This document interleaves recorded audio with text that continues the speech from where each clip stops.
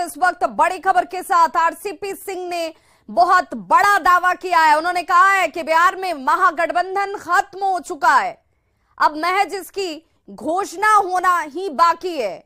बिहार में सरकार नाम की कोई चीज नहीं है, नीतीश कुमार में कोई ताकत अब नहीं रह गई है, नीतीश कुमार श्रेयहीन हो चुके हैं। तो ये बड़ा दावा इस वक्त आरसीपी सिंह की तरफ से किया जा रहा है, जिसमें उन्होंने सीधे तौर पर कहा कि जिस महागठबंधन की सरकार की बात आप कर रहे हैं वो महागठबंधन कब का खत्म हो चुका है। बिहार में कोई सरकार अभी नहीं है और सिर्फ औपचारिक ऐलान होना ही बाकी है।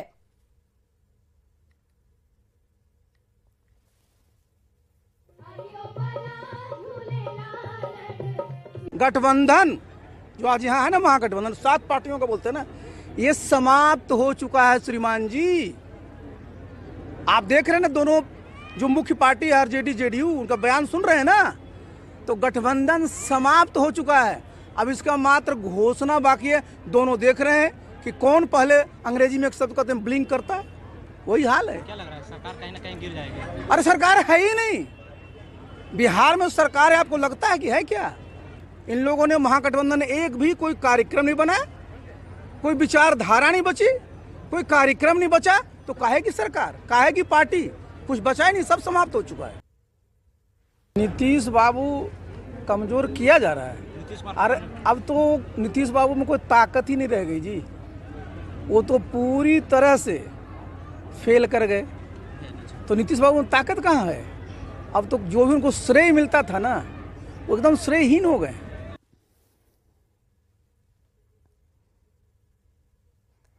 तो पूर्व केंद्रीय मंत्री आरसीपी सिंह, उनकी तरफ से यह दावा किया जा रहा है कि बिहार में महागठबंधन अब रह नहीं गया है, महागठबंधन खत्म हो चुका है।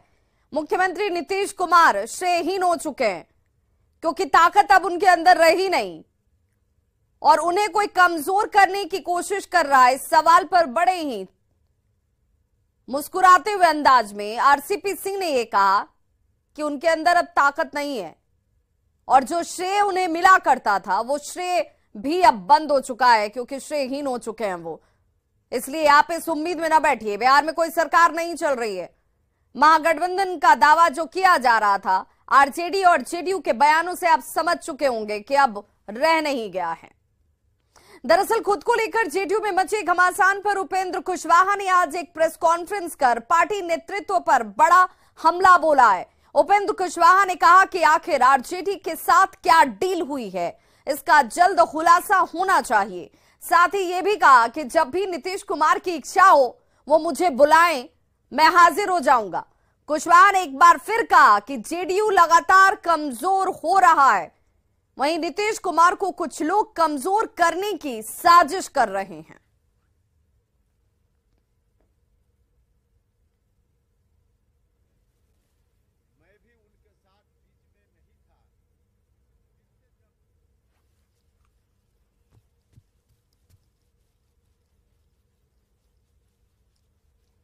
नीतीश जी कमजोर हुए राजनीतिक रूप से, तो हम उनके साथ फिर से आ गए, खड़े हैं मजबूती से।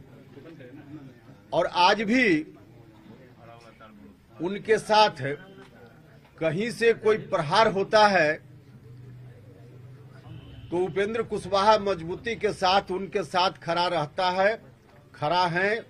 लगातार जनता दल यूनाइटेड कमजोर हो रहा है, यह बात हमने लगातार कही और आज भी हम इस बात को दोहरा रहे हैं जननायक कर्पूरी ठाकुर जी की जयंती के अवसर पे कि उनके अरमानों के अनुकूल बिहार में चलने वाली ताकत आज कमजोर पड़ रही है।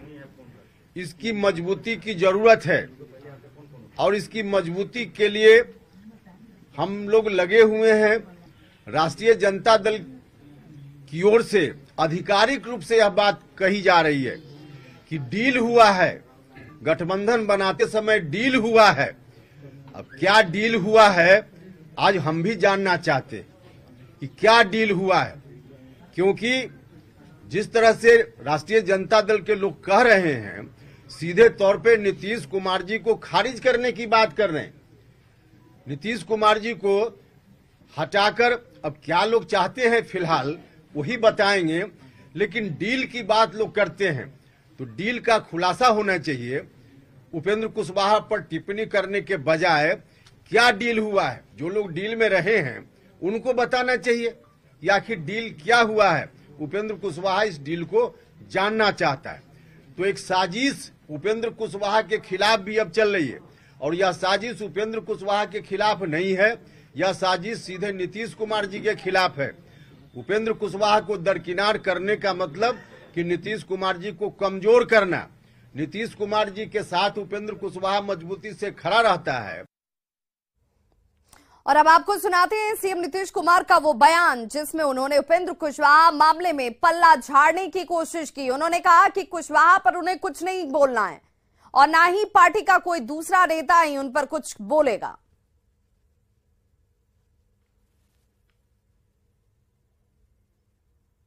गठबंधन को लेकर सवाल खड़ा हो रहा है कि गठबंधन ठीक से नहीं चलेगा। गठबंधन को लेकर सवाल खड़ा हो रहा है। ना उनके किसी बात पर मत पूछिए, वो छोड़ दीजिए। सर जो मन में आवे बोलते रहे, उन्हीं से पूछिए। कोई हमारी पार्टी का कोई आदमी कुछ नहीं बोलेगा।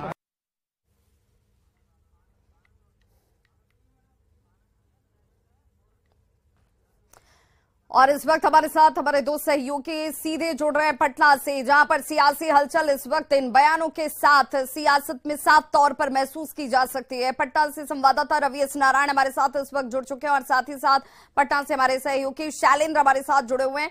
सबसे पहले मैं शैलेंद्र आपका रुख करना चाहूंगी। इस वक्त चाहे वो आरसीपी सिंह का बयान हो या सीधे तौर पर उपेंद्र कुशवाहा का सवाल हो, ये साफ नजर आता है कि आरजेडी और जेडीयू के अंदर सब कुछ ठीक ठाक तो कम से कम नहीं है।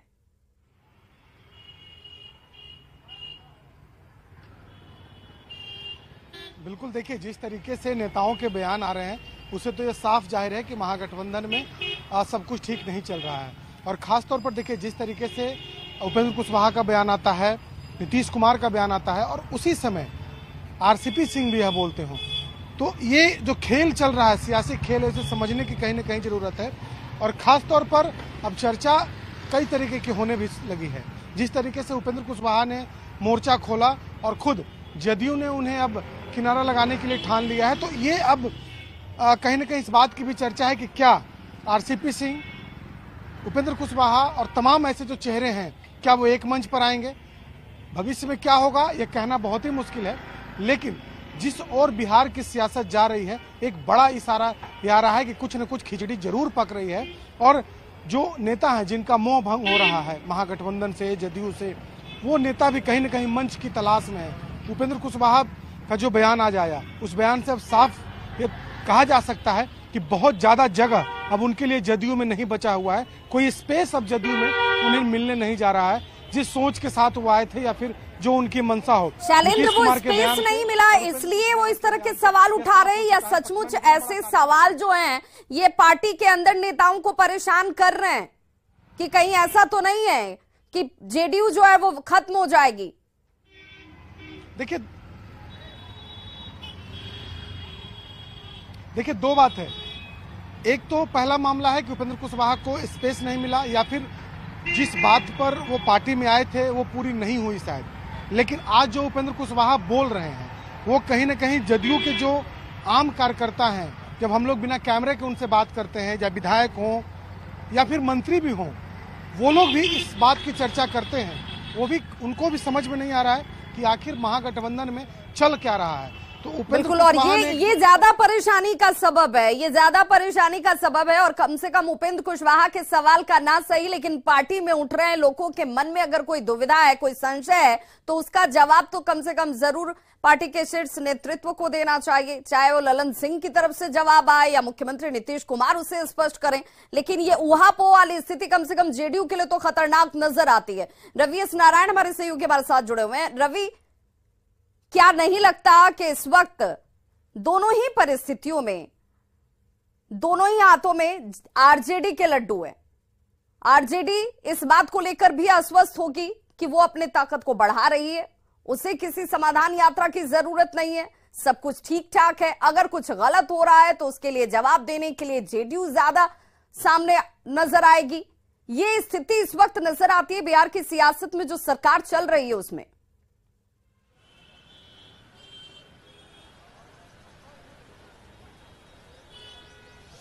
देखिए, निश्चित रूप से बिहार की जो सरकार चल रही है उसमें से जिस ढंग की बयानबाजियां जो है लगातार हो रही है वो साफ तौर पे बताता है कि सब कुछ ठीक नहीं है। क्योंकि ये सिलसिला जब से सुधाकर सिंह ने शुरू किया, सुधाकर सिंह ने लगातार नीतीश पे हमलावर होते रहे, चंद्रशेखर का बयान आया, उसके बाद जदयू जिस ढंग से रिएक्ट करती है, अब उपेंद्र कुशवाहा खुद जिस ढंग से मोर्चा खोले हुए हैं, तो ये बताता है कि निश्चित रूप से जो आपसी अनबन है वो बिल्कुल एकदम चरम पे है। और सबसे बड़ा सवाल है कि सवाल उठ रहा है कि आखिर डील क्या हुई है। हमारे साथ आरजेडी के जो प्रवक्ता हैं वो एजाज अहमद हैं, उपेंद्र कुशवाहा पूछ रहे हैं कि आखिर आपके साथ डील क्या हुई थी, उनको भी जानकारी नहीं है, आप बताते आखिर क्यों नहीं?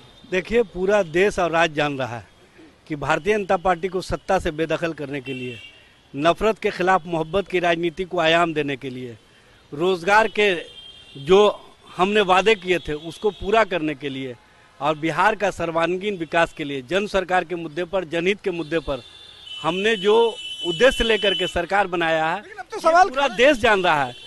जो 2014 वाले हैं 2024 में वापस नहीं आए, वो परिकल्पना लेके हम लोगों ने। अब तो सवाल उपेंद्र कुशवाहा उठा रहे हैं, आपके सुधाकर सिंह उठा रहे हैं, आरसीपी सिंह ने भी कह दिया कि अब सरकार जो है वो बची नहीं है, सिर्फ घोषणा होना बाकी है। देखिए, कौन क्या कहता है उसका कोई मतलब नहीं है। मतलब ये है कि माननीय मुख्यमंत्री नीतीश कुमार जी और माननीय उप मुख्यमंत्री तेजस्वी प्रसाद यादव जी जिस बॉन्डिंग के साथ सरकार चला रहे हैं और जिस बेहतर ढंग से जन सरकार के मुद्दे पर जरा पूछिए रवीश नारायण की सही बात है, जिस बॉन्डिंग के साथ सरकार चल रही है वो बॉन्डिंग क्या सिर्फ जेडीयू की तरफ से निभाई जाएगी? आपके पार्टी के नेता सामने से मुख्यमंत्री नीतीश कुमार के ऊपर लगातार हमले कर रहे हो और आपकी तरफ से कोई कार्रवाई ना हो रही हो, तो कैसे, कितनी मजबूत बॉन्डिंग है दिखती है?